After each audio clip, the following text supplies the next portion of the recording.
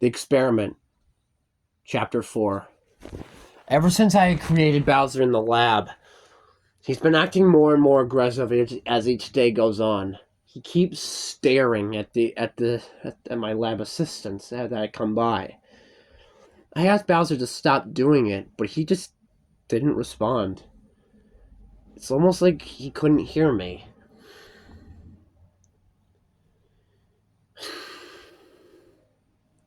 I tried to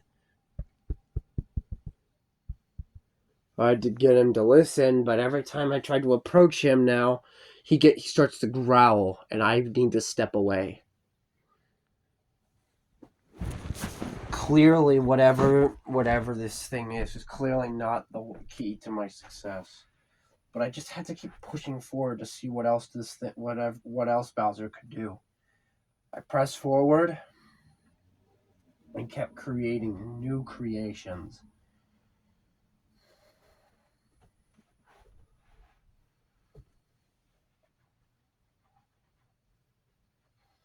Bowser was taking a lot of interest into the princess. One day when she came here, I showed her Bowser, and she was horrified at what I had created. He said what I had created was an abomination of nature. And I asked her how he could be an abomination. Where I countered with saying that everything I had created to her was an abomination. Well, I told her that the toads were abominations, that they didn't even have the right to exist. Then she said that Bowser didn't have the right either. However, before I could respond, Bowser lunged at the glass with full force, cracking it. His claws scraping against the glass. He did a throat motion with his claw to his throat. He was threatening the princess with death. He's threatening to kill her. I was out of absolute shock. I had never taught him to do that before. Go figure. I was starting to lose control of my own creation that I had created only days ago. The princess had to leave the lab after that, and she wouldn't return for days.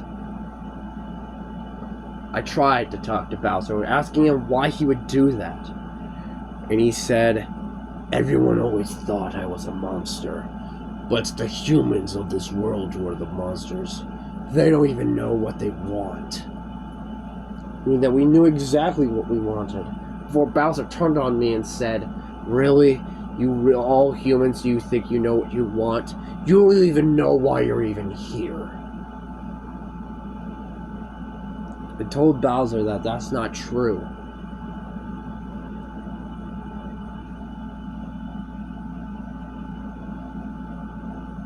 That we all have a purpose for being here. And Bowser said, "Yeah, we have a purpose of being here. You and the princess need to go." After that, I told Bowser that I needed some time to think. Bowser just stared at me and didn't say anything for the rest of that time because I slowly walked out of his cell. What Bowser had said had really scared me. What did he mean that me and the princess had to go? What was he planning? The next day was horrifying, however, as Bowser had broken out of his cell and was running rampant around.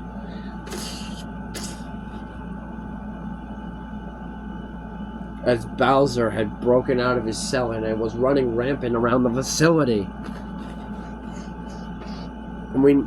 The scientists tried to tranquilize him and put him down, but Bowser was stronger than all of them, and he slammed them all to the ground, planting them into the ground before killing them with his foot, stomping on them, slicing them, biting down on their necks, and even at times sometimes firing fireballs. He was a dragon turtle, a dragon/turtle. As a last resort, one of my assistants suggested that we bring out the King Bomb, strength against strength, and hopefully this would stop Bowser. I didn't know what else to do, so we released him from his cell and we brought him straight to where Bowser was. The King Bob and Bowser locked eyes with each other. For the first time they were meeting, this was it. This was for all the marbles. King Bob charged in and Bowser charged in. The King Bob threw a punch. Bowser got hit in the face. Before Bowser returning and causing a claw and a slash at the King Bob's steel-like body, leaving 4 gashes in his side. The King Bob swung his leg at Bowser. Bowser caught it before yanking the King Bob into the air and then slamming him back onto the ground full force. Bowser then stood and started going ham on him. He pulled up, balled his hand into a fist and went and hit him repeatedly, left and right. Both fists were on top of the King Bob. His crown had fallen off at this point, and Bowser was not done. Once he was finished, he took his foot off of the King Bob before letting loose a fire blast so intense I couldn't believe what I was seeing. A flamethrower. He was breathing fire and he let it loose on the King Bob, burning him to but ashes.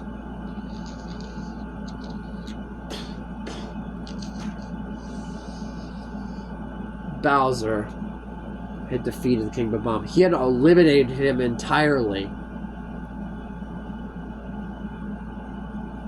After this, however, I was able to get a tranquilizer and stab into Bowser's tail. Bowser swung at me with his fist, hitting me and slapping me aside into a side wall. But soon the tranquilizer took effect almost immediately, and Bowser passed out. We put him into a more secure cell where he could not break out.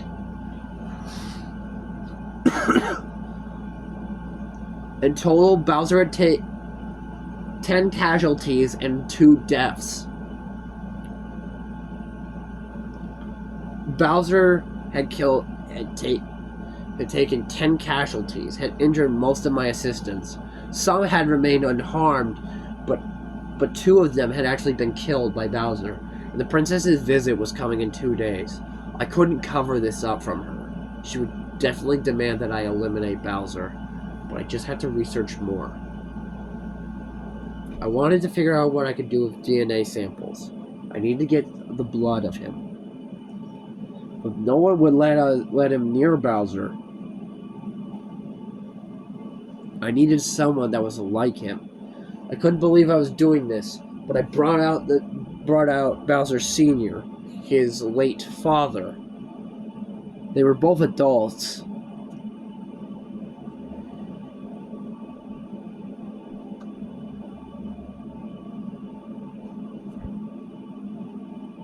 And it's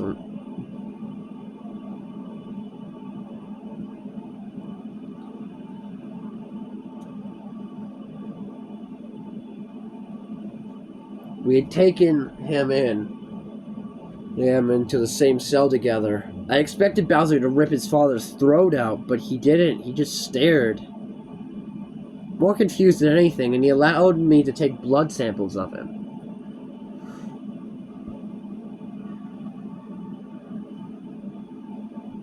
Bowser's behavior improved after that, and sometimes we would let him outside in this fence. Princess had come and was still shocked that I had not gotten rid of it. She heard about the incident, and needless to say, she was not happy. She demanded that I eliminate Bowser, and I said I couldn't, because there was too many things I have to worry about at the moment. If I kill him off, the others will rebel, and they'll break out, and then they'll all be scattered around this world, and we won't be able to do anything.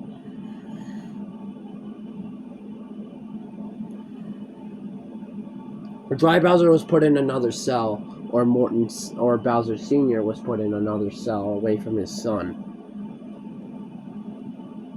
Bowser started to adore the princess,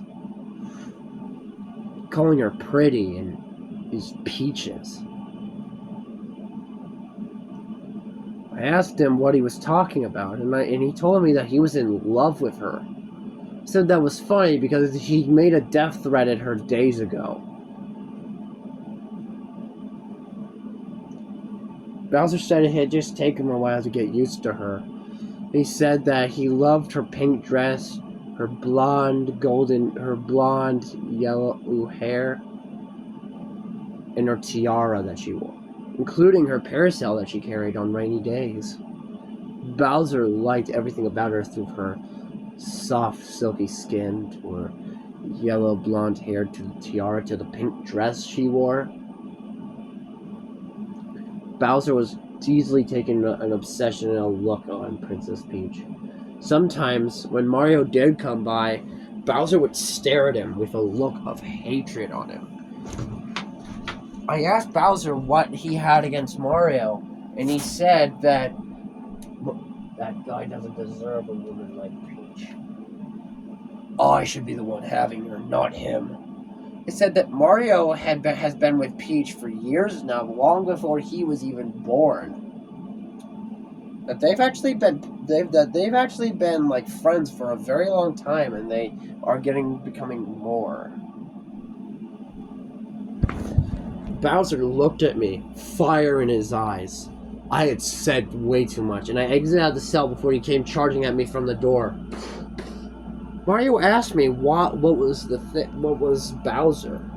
I told him that this was one of my first successful creations. Before Mario stated that it didn't look very successful. It looked successful in power, but status-wise of helping out the planet, that it seemed like another cog in the machine.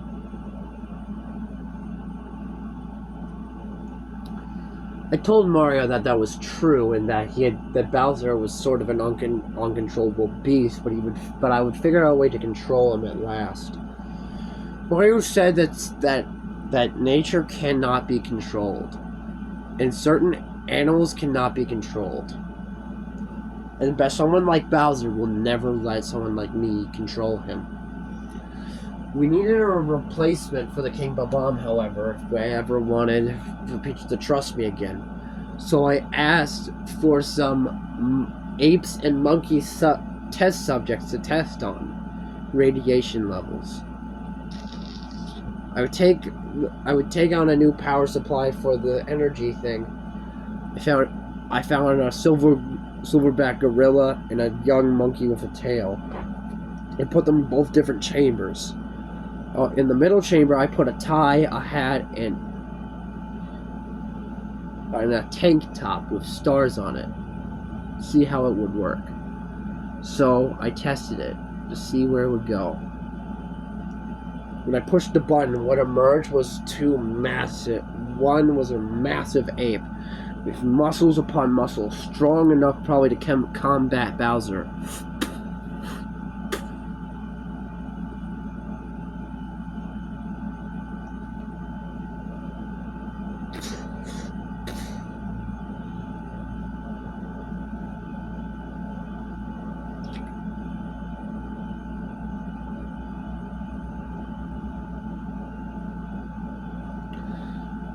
I had named the one Donkey Kong and Diddy Kong, and I placed them in chambers where they could rest up.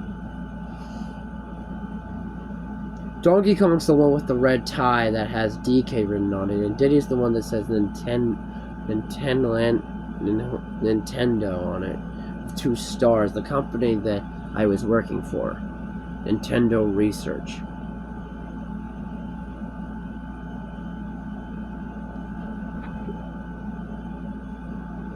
They were both very resilient and strong. The princess was still doubtful about these creations, but she started to warm up to the apes after they didn't attack her when they were out and about. However, Bowser took an immediate dislike to Donkey Kong, as he would give him dirty looks every time, and Donkey Kong would return the favor. So they both would stare each other down with hateful looks in their eyes. The brown eyes met the red eyes as they met each other. Bowser would hold his claws up to the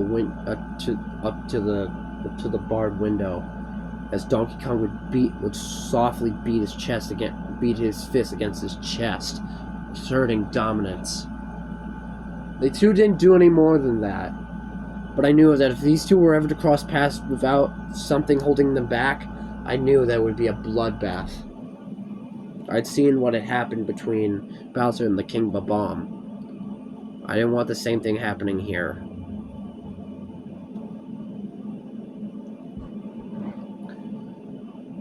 Then, one day, Bowser had tapped on his barred windowsill and asked me for a favor. He said that he knew the princess couldn't be a mom, but Bowser wanted children of his own. I asked him, why? Why would you want children? What do you want them to be like? He said that he knew that I had taken blood samples of his, and that he wanted those blood samples to become his children, to use those blood samples of DNA and create alternate versions and make him children.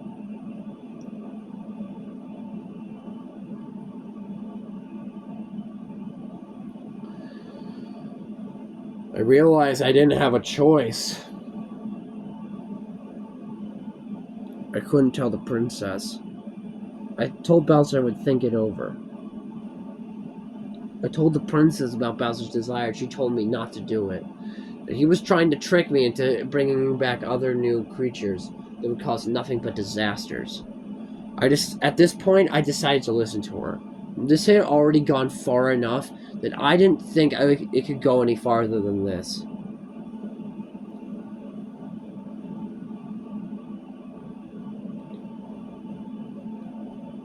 However, I should have known deep down that my curiosity would have gotten the better of me.